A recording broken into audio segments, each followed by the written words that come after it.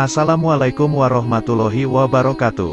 Dengan menyebut nama Allah, yang Maha Pengasih, lagi Maha Penyayang, dalam kesempatan kali ini kami akan membacakan nasihat para wali Allah, kumpulan beberapa wasiat dan nasihat Nabi Muhammad Shallallahu Alaihi Wasallam, bersabda, "Marifat adalah modalku, akal fikiran adalah sumber agamaku, cinta adalah dasar hidupku, rindu kenderaanku, zikrullah adalah kawan dekatku, keteguhan adalah perbendaharaanku, duka adalah kawanku, ilmu adalah senjataku, ketabahan adalah pakaianku, kerelaan adalah sasaranku, fakir, kesederhanaan adalah kebanggaanku, menahan diri adalah pekerjaanku, keyakinan adalah makananku, kejujuran adalah perantaraanku, ketaatan adalah ukuranku, berjihad adalah perangaiku dan hiburanku adalah sholat.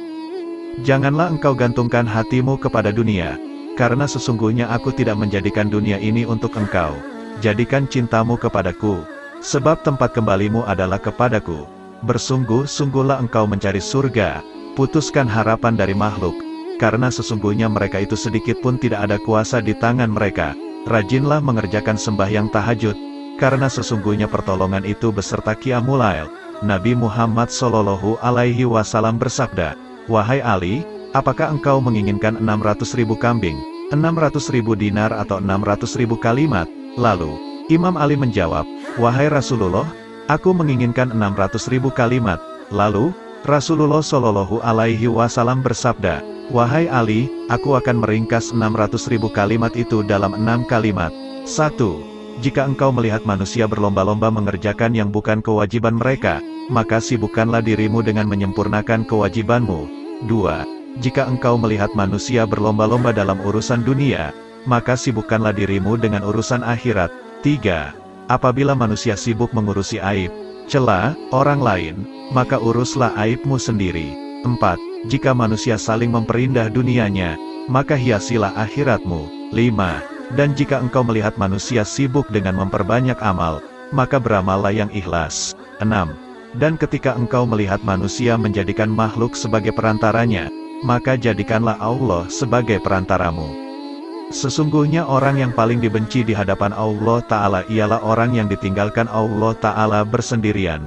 Ia tersesat dari jalan yang benar dan bergerak tanpa petunjuk. Apabila ia dipanggil kepada perkebunan dunia ini, ia giat. Tetapi apabila ia dipanggil ke perkebunan akhirat, ia enggan serta bertangguh. Seakan-akan untuk apa yang ia giat adalah wajib baginya, sedangkan segala yang untuk itu, ia enggan tidak dituntut darinya. Sayyidina Ali bin Abi Thalib, "Ketahuilah, sesungguhnya kalian akan mati dan setelah itu dibangkitkan. Kalian akan dimintai pertanggungjawaban atas semua amal kalian, serta mendapatkan balasan yang setimpal. Karena itu jangan tertipu kehidupan dunia. Kehidupan dunia ini penuh ujian, bersifat sementara dan syarat dengan tipu daya. Semua yang ada di dalamnya akan musnah. Para penghuninya pun saling berebut untuk memperolehnya. Ketahuilah, kalian beserta segala perhiasan kehidupan dunia akan mengalami hal yang sama dengan mereka yang terdahulu, orang-orang yang panjang umurnya dan lebih megah rumahnya. Sekarang jasad mereka telah menjadi tulang belulang, rumah mereka kosong, mereka berada di kubur dekat dan penghuninya terasingkan. Mereka digerogoti oleh cacing, tertimbun oleh bebatuan dan pasir. Bayangkan kalian kelak akan menjadi seperti mereka, tubuh kalian hancur dan sendiri dikubur.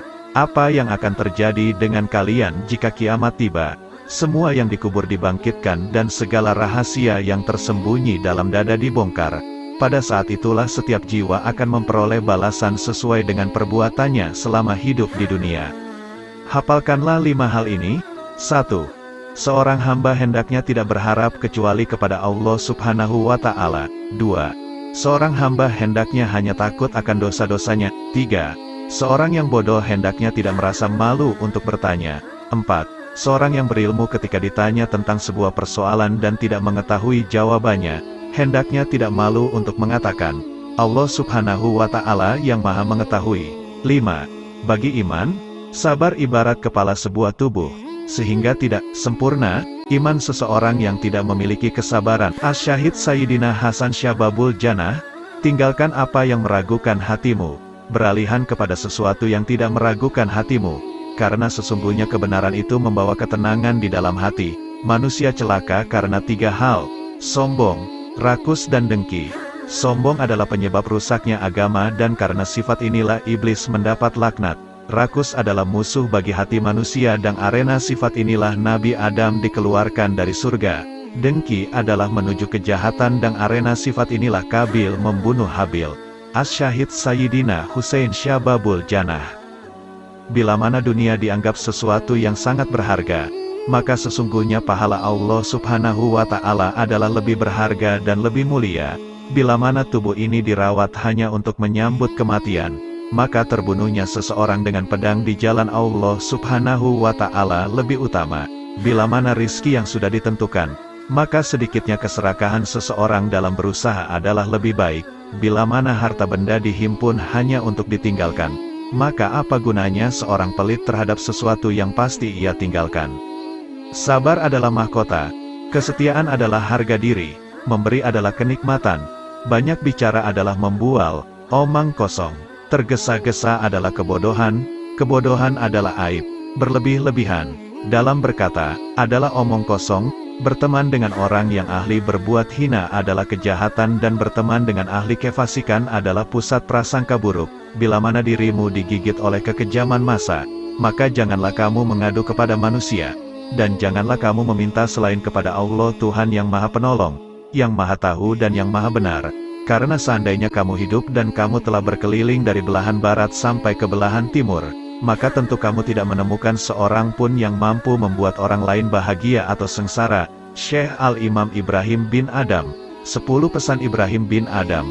1. Kalian mengenal Allah tetapi kalian tidak menunaikan haknya.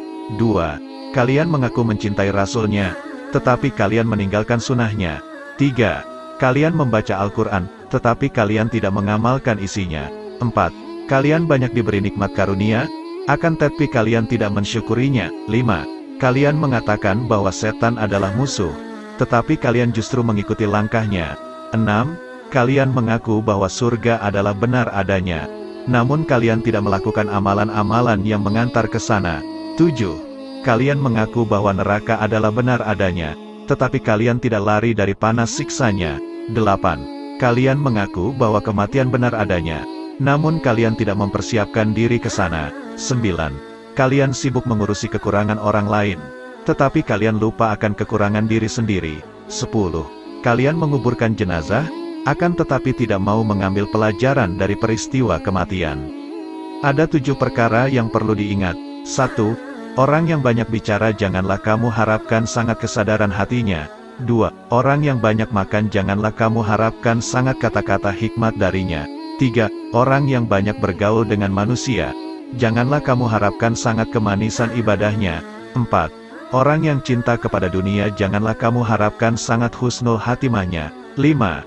Orang yang memilih berkawan dengan orang yang zalim, janganlah kamu harapkan sangat kelurusan agamanya.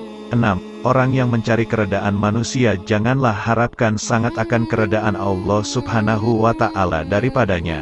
Sayyidina Al-Imam Ali Zainal Abidin As-Sajjad. Wahai nafsu, hentikanlah kecondonganmu kepada dunia dan kecenderungan untuk meramaikannya. Tidaklah engkau menjadikan sebagai pelajaran terhadap para pendahulumu yang telah ditelan bumi serta para sahabatmu yang telah membuatmu bersedih karena kepergiannya. Demikian juga kawan-kawanmu yang telah berpindah ke dalam tanah. Mereka sekarang telah berada di dalam perut bumi. Di balik permukaannya, kebaikan-kebaikan mereka ikut lebur menyatu di dalamnya. Sudah berapa banyak manusia-manusia yang telah dibinasakan oleh kekejaman massa dari abad ke abad, serta beberapa banyak manusia-manusia yang telah dirusak oleh bumi dengan bencana-bencananya. Lalu mereka ditenggelamkan di dalam gumpalan tannya, dari berbagai jenis manusia yang pernah engkau ajak bergaul dan kemudian mereka kamu antarkan ke dalam kuburnya. Betapa banyak manusia yang telah ditipu oleh dunia dari mereka yang justru mendiaminya, dan betapa banyak manusia yang telah dibanting oleh dunia dari mereka yang justru menempatinya. Lalu dunia itu tidak mau mengangkatnya lagi dari keterpelesetannya, tidak menyelamatkannya dari kebinasaannya, tidak menyembuhkan dari kepedihannya, tidak membebaskannya dari penyakitnya, dan tidak melepaskannya dari penderitaannya. Amal yang paling utama di sisi Allah Subhanahu wa Ta'ala adalah sesuatu yang dilakukan menurut sunnah Rasulullah Shallallahu Alaihi Wasallam. Orang-orang yang menjadi pimpinan para manusia adalah orang-orang yang bermurah hati dan bertakwa, sedangkan di akhirat nanti, yang mulia adalah orang-orang ahli agama, ahli keutamaan dan orang ahli ilmu yang bertakwa. Karena sesungguhnya ulama adalah ahli waris para nabi. Sayyidina Al-Imam Muhammad Al-Bakir. Sesungguhnya petir dapat menyambar seorang mukmin atau bukan, tetapi tak akan menyambar orang yang berzikir. Wahai putraku, hindarilah sifat malas dan bosan, karena keduanya merupakan kunci keburukan.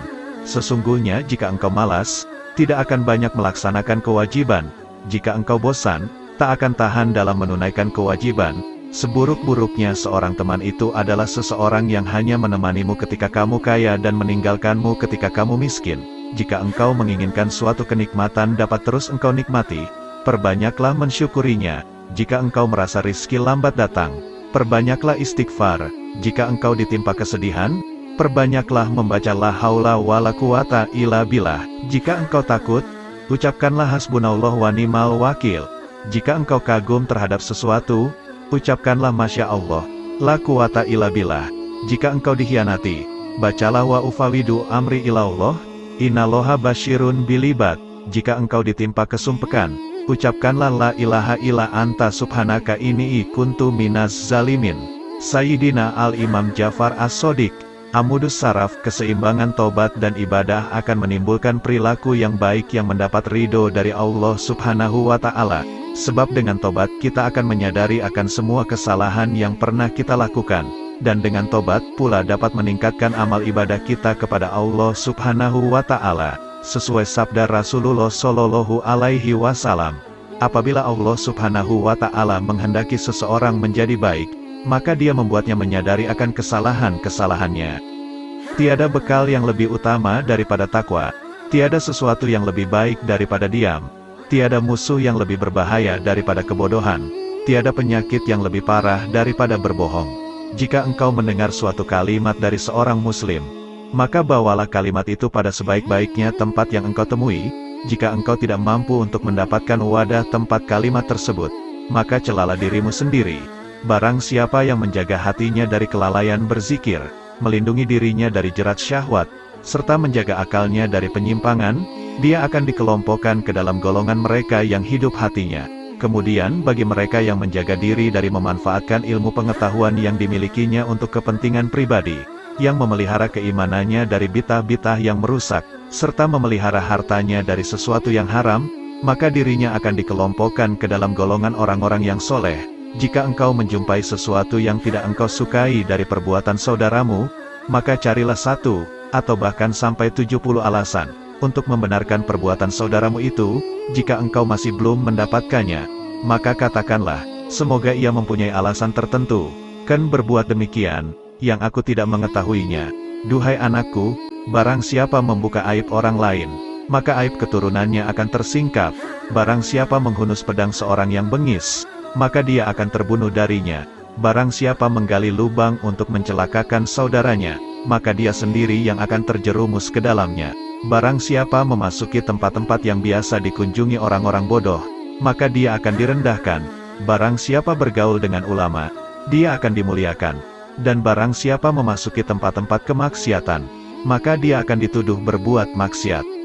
Imam Hasan Basri. Hidup di dunia bagaikan ular berbisa yang lembut sentuhannya dan racunnya akan mematikan. Berhati-hatilah hidup di dunia yang penuh pesona, rayuan dan godaan. Engkau tidak akan memperoleh hakikat iman selama engkau mencela seseorang dengan sebuah aib yang ada pada dirimu sendiri. Perbaikilah aibmu, baru kemudian engkau perbaiki orang lain.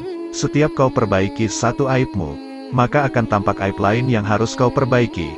Akhirnya kau sibuk memperbaiki dirimu sendiri. Dan sesungguhnya hamba yang paling dicintai Allah Subhanahu wa Ta'ala adalah dia yang sibuk memperbaiki dirinya sendiri. Sepanjang sejarah kehidupan manusia, tidak ada hari seperti hari kiamat, hari di mana aib terbuka dan mata menangis. Orang zuhud itu mempunyai 3 syarat. 1. Sedikit sekali menggemari dunia, sederhana dalam menggunakan segala miliknya, menerima apa yang ada, juga tidak merisaukan segala sesuatu yang tidak ada, akan tetapi giat dalam bekerja. Karena bekerja adalah mencari rizki, sedangkan mencari rizki, suatu kewajiban. 2. Pujian dan celaan adalah hal yang sama, tidak bergembira bila mendapat pujian, juga tidak bersedih jika mendapat celaan atau hinaan. 3. mengutamakan ridho Allah Subhanahu wa Ta'ala daripada ridho manusia atau merasa tenteram jiwanya bersama Allah Subhanahu wa Ta'ala dan merasa bahagia sebab dapat mentaati semua tuntutannya. Imam Muhammad Asy-Syafi'i, cintailah orang soleh, karena mereka memiliki kesolehannya. Cintailah Nabi Muhammad Sallallahu Alaihi Wasallam, karena dia kekasih Allah Subhanahu wa Ta'ala. Dan cintailah Allah Subhanahu wa Ta'ala, karena dia kecintaan Nabi dan orang soleh. Dunia adalah tempat yang licin dan menggelincirkan, rumah yang hina, bangunan-bangunannya akan runtuh, penghuninya akan beralih ke kuburan, perpisahan dengannya adalah sesuatu keniscayaan, kekayaan di dunia sewaktu-waktu bisa berubah menjadi kemiskinan, megah-megahan adalah suatu kerugian, maka memohonlah perlindungan Allah Subhanahu wa Ta'ala, terimalah dengan hati yang lapang segala karunia-Nya. Jangan terpesona dengan kehidupanmu di dunia sehingga meninggalkan kehidupan akhirat. Ketahuilah, sesungguhnya hidupmu di dunia akan sirna, dindingnya juga miring dan hancur. Maka perbanyaklah perbuatan baik dan janganlah terlalu banyak berangan-angan. Menganggap benar dengan hanya satu pandangan merupakan suatu bentuk ketertipuan.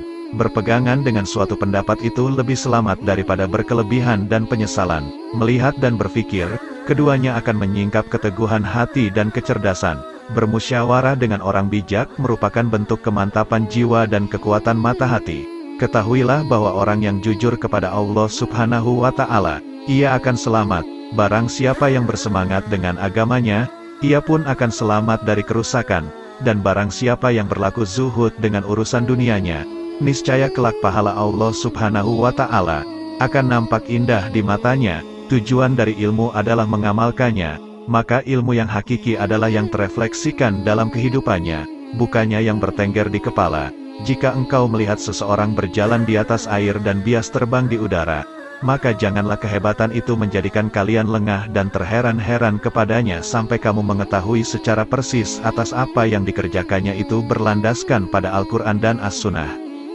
Jika rasa ujub menghinggapi aktivitasmu, maka lihatlah keridaan siapa yang kau harapkan, pahala mana yang kau suka, sanksi mana yang kau benci.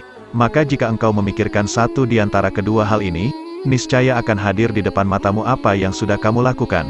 Bid'ah itu terbagi menjadi dua macam, segala sesuatu yang baru, dan tidak sejalan dengan Al-Quran, Sunnah, Atsar, Ijma itu merupakan bid'ah dalalah, bid'ah yang sesat.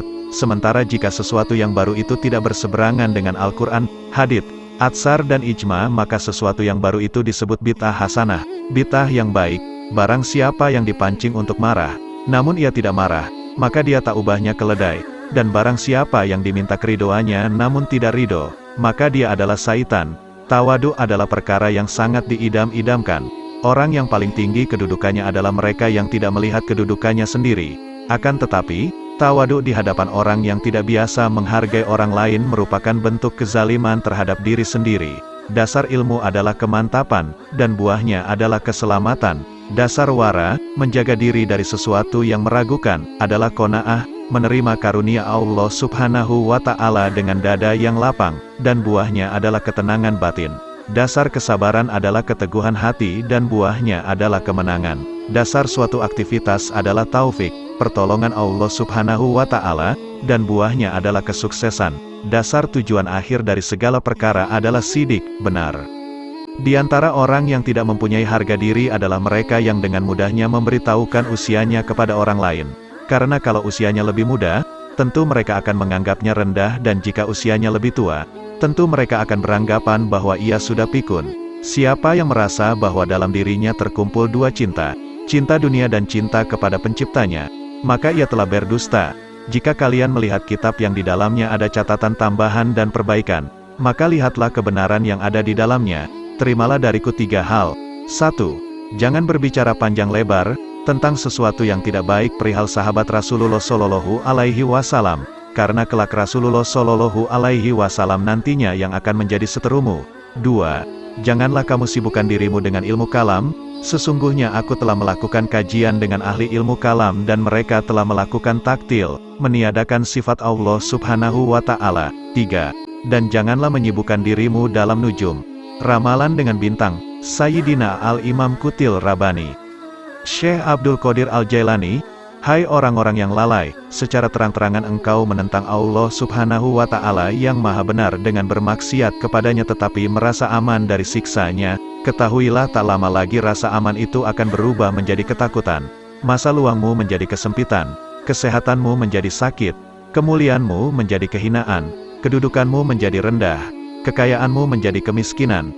Ketahuilah, rasa aman dari siksa Allah Subhanahu wa Ta'ala yang akan kau peroleh di hari kiamat sesuai dengan rasa takutmu kepadanya di dunia ini. Sebaliknya, ketakutanmu di hari kiamat sesuai rasa amanmu dari siksa Allah Subhanahu wa Ta'ala di dunia. Sayangnya, engkau tenggelam di dunia dan terperosok ke lembah kelalaian, sehingga cara hidupmu seperti hewan, yang kalian ketahui hanya makan, minum, menikah dan tidur.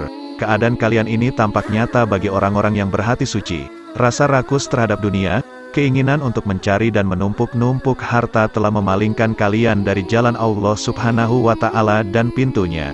Hai yang ternoda karena ketamakannya, andai kata kau bersama penghuni bumi bersatu untuk mendatangkan sesuatu yang bukan bagianmu, maka kalian semua tidak akan mampu mendatangkannya.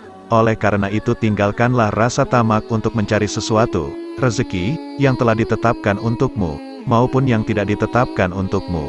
Apakah pantas bagi seorang yang berakal untuk menghabiskan waktunya memikirkan sesuatu yang telah selesai pembagiannya? Tabir penutup kalbumu tak akan tersibak selama engkau belum lepas dari alam ciptaan, tidak berpaling darinya dalam keadaan hidup selama hawa nafsumu belum pupus, selama engkau melepaskan diri dari kemaujudan dunia dan akhirat, selama jiwamu belum bersatu dengan kehendak Allah Subhanahu wa Ta'ala dan cahayanya. Jika jiwamu bersatu dengan kehendak Allah Subhanahu wa Ta'ala, dan mencapai kedekatan dengannya lewat pertolongannya, makna hakiki bersatu dengan Allah Subhanahu wa Ta'ala berlepas diri dari makhluk dan kedirian, serta sesuai dengan kehendaknya tanpa gerakmu, yang ada hanya kehendaknya. Inilah keadaan fana dirimu, dan dalam keadaan itulah engkau bersatu dengannya, bukan bersatu dengan ciptaannya. Sesuai firman Allah Subhanahu wa Ta'ala, tak ada sesuatu pun yang serupa dengannya, dan dialah yang maha mendengar dan maha melihat.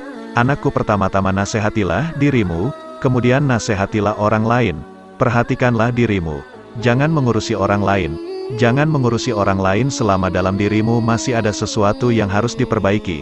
Sungguh celaka, engkau mengetahui cara menyelamatkan orang lain, engkau buta. Bagaimana dapat menuntun orang lain? Hanya yang memiliki penglihatan tajamlah yang mampu menuntun umat manusia. Hanya orang yang mengenal Allah Subhanahu wa Ta'ala lah yang dapat mengembalikan manusia ke jalannya. Seseorang yang tidak mengenalnya, bagaimana dapat menuntun umat manusia ke jalannya?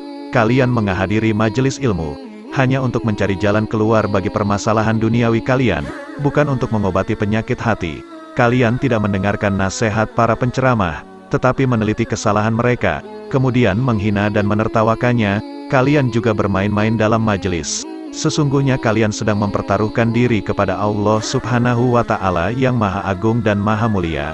Segeralah bertobat, jangan mencontoh musuh-musuh Allah Subhanahu wa Ta'ala. Berusahalah untuk mengambil manfaat dari apa yang kalian dengar. Syekh Imam Al-Ghazali, renungkanlah pendeknya umurmu. Andai kata engkau berumur 100 tahun sekalipun, maka umurmu itu pendek jika dibandingkan dengan masa hidupmu kelak di akhirat yang abadi, selama-lamanya. Coba renungkan agar dapat beristirahat, pensiun, selama 20 tahun. Dalam 1 bulan atau setahun engkau sanggup menanggung berbagai beban berat dan kehinaan di dalam mencari dunia. Tetapi mengapa engkau tidak sanggup menanggung beban ibadah selama beberapa hari demi mengharapkan kebahagiaan abadi di akhirat nanti? Jangan panjang angan-angan, engkau nanti akan berat untuk beramal. Yakinilah bahwa tak lama lagi engkau akan mati. Katakanlah di dalam hatimu, pagi ini aku akan beribadah meskipun berat. Siapa tahu nanti malam aku mati. Malam ini aku akan sabar beribadah. Siapa tahu besok aku mati. Sebab, kematian tidak datang pada waktu, keadaan dan tahun tertentu. Yang jelas pasti ia datang. Oleh karena itu, mempersiapkan diri menyambut kedatangan maut lebih utama daripada mempersiapkan diri menyambut dunia. Bukankah kau menyadari betapa pendek hidupmu di dunia? Bukankah bisa jadi ajalmu hanya tersisa 1 tarikan, dan hembusan nafas atau 1 hari? Setiap hari, lakukanlah hal ini dan paksakan dirimu untuk sabar beribadah kepada Allah Subhanahu wa Ta'ala. Andai kata engkau ditakdirkan untuk hidup selama 50 tahun, dan kau biasakan dirimu untuk sabar beribadah, nafsumu akan tetap berontak. Tetapi ketika maut menjemput kau akan berbahagia selama-lamanya. Tetapi, ketika engkau tunda-tunda dirimu untuk beramal, dan kematian datang di waktu yang tidak kau perkirakan. Kehidupan seorang muslim tidak dapat dicapai dengan sempurna, kecuali mengikuti jalan Allah Subhanahu wa Ta'ala yang dilalui secara bertahap. Tahapan-tahapan itu antara lain, tobat, sabar, fakir, zuhud, tawakal, cinta, makrifat dan ridha. Karena itu seseorang yang mempelajari tasawuf wajib mendidik jiwa dan akhlaknya. Sementara itu, hati adalah cermin yang sanggup menangkap makrifat, dan kesanggupan itu terletak pada hati yang suci dan jernih. Berbicara tentang nasihat, kulihat diriku tak pantas untuk memberikannya. Sebab, nasihat seperti zakat, nisyabnya adalah kemampuan untuk memetik nasihat itu bagi dirinya sendiri. Seseorang yang belum mencapai nisyab, bagaimana ia akan mengeluarkan zakat, dan seorang yang tak memiliki cahaya, bagaimana dapat dijadikan sebagai alat penerang oleh orang lain? Bagaimana bayangan akan lurus jika kayunya bengkok? Allah Subhanahu wa Ta'ala mewahyukan kepada Isa bin Maryam, nasihatilah dirimu. Jika kau mampu memetik nasihat, maka nasihatilah orang lain. Jika tidak, maka malulah kepadaku. Barang siapa hendak mengetahui aib-aibnya, maka ia dapat menempuh 4 jalan berikut. 1. Duduk di hadapan seorang guru yang mampu mengetahui keburukan hati dan berbagai bahaya yang tersembunyi di dalamnya. Kemudian ia memasrahkan dirinya kepada sang guru dan mengikuti petunjuknya dalam bermujahadah membersihkan aib itu. Ini adalah keadaan seorang murid dengan syekhnya dan seorang pelajar dengan gurunya. Sang guru akan menunjukkan aib-aibnya dan cara pengobatannya, tapi di zaman ini guru semacam ini langka. 2. Mencari seorang teman yang jujur, memiliki basiroh, mata hati yang tajam, dan berpegangan pada agama. Ia kemudian menjadikan temannya itu sebagai pengawas yang mengamati keadaan, perbuatan, serta semua aib batin dan zohirnya, sehingga ia dapat memperingatkannya.